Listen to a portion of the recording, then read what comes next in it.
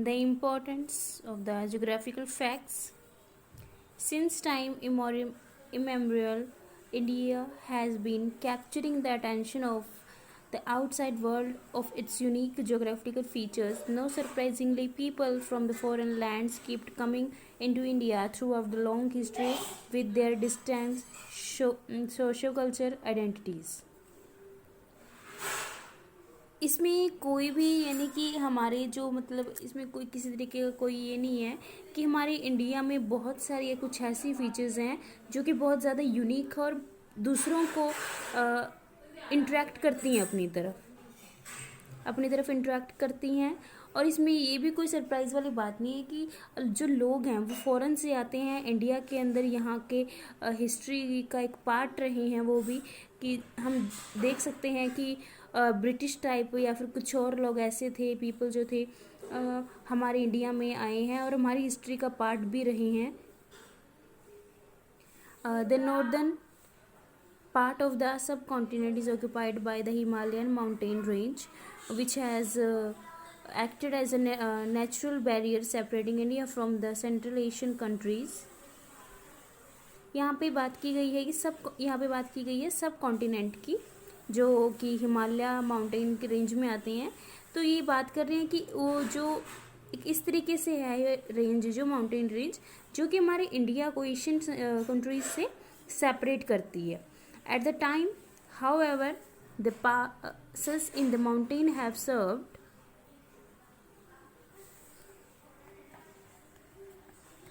as natural gateways for the arrival of people from the outside, facilitating the intermingling and the merges of the different ideas, people, traditions and cultures.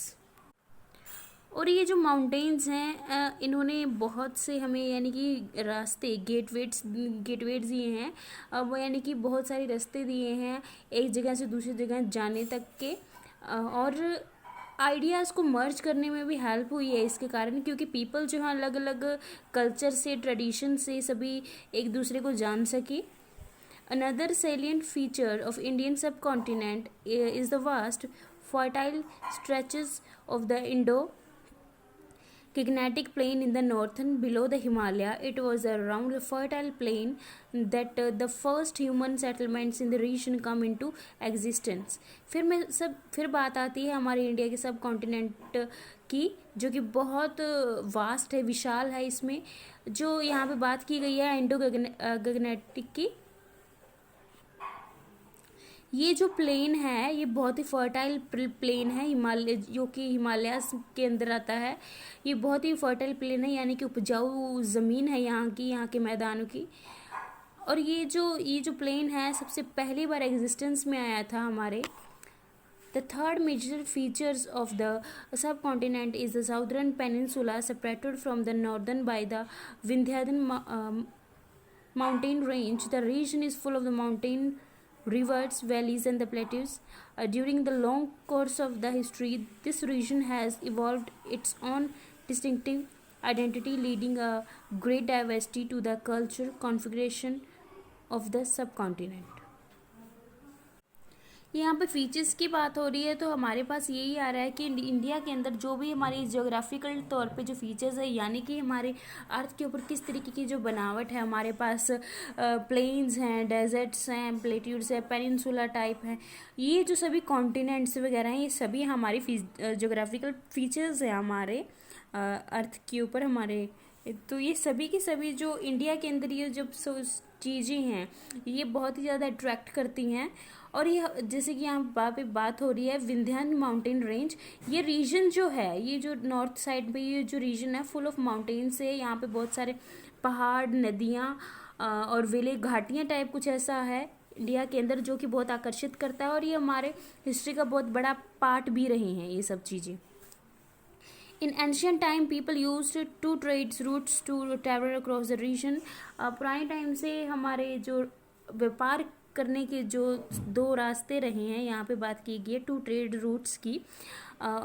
One of these that linked to Hindu Kush mountain range to the mouth of the river Ganga was called Uttarapatha. यहाँ पे पहला जो range है उसकी बात की, root है जो उसकी बात की गई है, जिसका नाम यहाँ पे है हिंदू कुश माउंटेन रेंज, जो कि गंगा के ऊपर से निकलता है। ये रास्ता उसको बोलते हैं Uttara Path. The other route which covered the area between the Gujarat in west and the Pataliputra in the east. ये जो सेकंड है उसको बोलते हैं यहाँ पे दक्षिणा पथ। ये जो सेकंड रूट है उसको बोलते हैं दक्षिणा पथ, जो कि गुजरात और पतिलापुत्रा से निकलता है। So these were the primarily trade routes. People used them for the other purpose as well, for the intents. These routes were used by the migrants, monarchs, and the military leaders and spiritual leaders alike to achieve their respective ends. तो ये इस तरीके के जो roots हैं वो हमारे like military types की, हमारी जो आर्मी वगैरह है इनको यूज़ करती है। Geographical factors also played a significant part in the way civilization flourished and declined. The Indus Valley civilization, about which we shall study later, is a noteworthy example. Fertile plains on the bank of the river Indus and its tributaries served as natural means for highly productive agriculture practice. Subsequently, surplus in the agriculture procedure led to the birth of urban centers, and this paved the way for the emergence of the different classes of the craft person and trades. यहाँ पे बात significance की बात की जाए तो जो हमारे जो ये सिविलाइजेशन में ये इंडस वैली वगैरह जो आती हैं, ये उनका बहुत ही बड़ा हाथ रहा इसके अंदर, क्योंकि हमारे जो फर्टाइल लैंड है, जो प्लेन्स हैं वो हेल्पफुल हैं, और क्योंकि इससे सिविलाइजेशन बहुत अच्छे से हो रहा है, यहाँ पे एग्रीकल्चर बहुत अच्छे से हो रहा है जिसमें कोई प्रॉब्लम नहीं आ रही है। इसी के कारण अर्बन सेंटर्स का भी निर्माण होता जा रहा है। हमें इस तरह की डिफरेंट क्लासेस जो हैं और क्राफ्ट पर्सन और ट्रेडर्स को हमें देखने को मिलते हैं, जिसके कारण ये व्यापार वगैरह भी होता है। नेक्स्ट टॉपिक है सोर्सेज ऑफ हिस्ट्री। अब हिस्ट्री के क्या सोर्सेज हैं? We learnt about the events that occurred thousands of the years ago through the evidence which our ancestors have left behind. Historians and the archaeologists come up with the path breaking.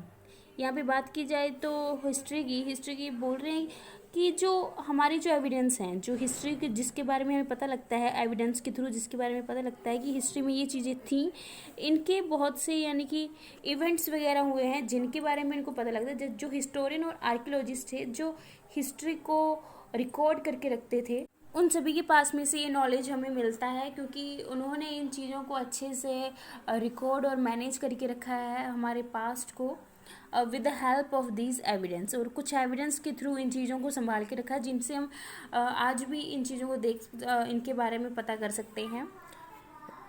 And the source material studies by historian to get relevant information can be divided into two categories, archaeological and the literary. जो historians थे वो इन informations को two categories में divide करते हैं। पहला है archaeological, दूसरा है लिटरेरी। सोर्स ऑफ हिस्ट्री को टू पार्ट्स में डिवाइड किया जाता है। यहाँ पे पहली बात एक साइड पे आता है आर्कियोलॉजी में आता है हमारे पास इंस्क्रिप्शंस, और लिटरेरी में आता है religious and secular texts, monuments, indigenous and the foreign sources, coins, other object of the artifacts, literary text composed unknown scripts. ये चीज़ें इनमें आती हैं। आर्कियोलॉजिकल में हमारे पास आते हैं वो चीज़ें जो कि डिस्कवर्ड की गई हैं, लाइक कोई स्टैचू हो गया या फिर कॉइन्स हो गए जो हिस्ट्री से रिलेटेड हैं, उनको निकाला जाता है, या फिर कुछ और पेंटिंग्स वगैरह हैं जिनको इस तरीके से ढूंढा जाता है। ये सभी जो हिस्सा है हमारे आर्कियोलॉजिकल का। और लिटरेरी में हमारे पास वो चीज़ें आती हैं जो कि रिटन होती हैं, या फिर किसी तरीके की कोई स्क्रिप्ट मानी जाए, किसी तरीके से कुछ ऐसी चीज़ें जिनके ऊपर कोई सोर्स लिखा हुआ है, जिसकी हेल्प से हम उनको देख सकें, उनके बारे में जान सकें।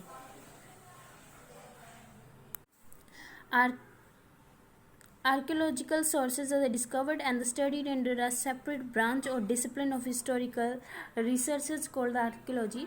तो ये जो archaeology sources को discover करने की जो study है उसको बोलते हैं archaeology. It is a scientific study of the material remains the past discovered through the excavation conduct at the various historical sites.